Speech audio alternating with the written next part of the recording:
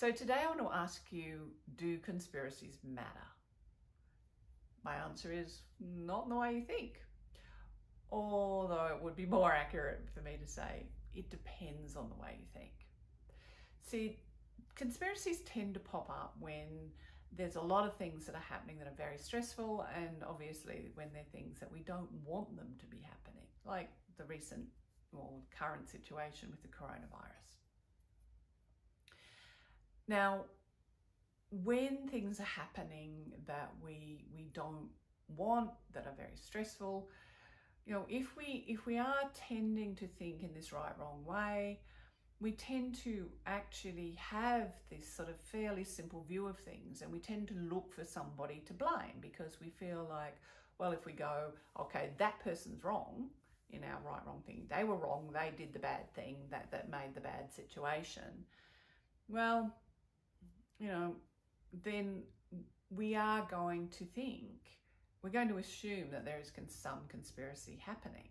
Well, sometimes, unfortunately, it's not conspiracy. It's just a whole storm of unfortunate events and perhaps, you know, lack of competence. And the lack of competence is simply that things don't get sorted out before they get worse. See, the truth is, when we look at those negative situations, when we have that pattern-based thinking, well, yes, we realize sometimes that, okay, it wasn't that any particular person caused it, which is not to say that people don't take advantage of the situation, but that's a different thing. But we realize that this is the outcome of an inevitable pattern. I mean, talking about the coronavirus pandemic, it is really interesting to notice, if we look back in history, how many times in history, and you know, if you like, if you ask me to, I'll do another video on this, but it is really interesting to notice how many times there has been a big shift in civilizations when there have been times of climate change or times of pandemic.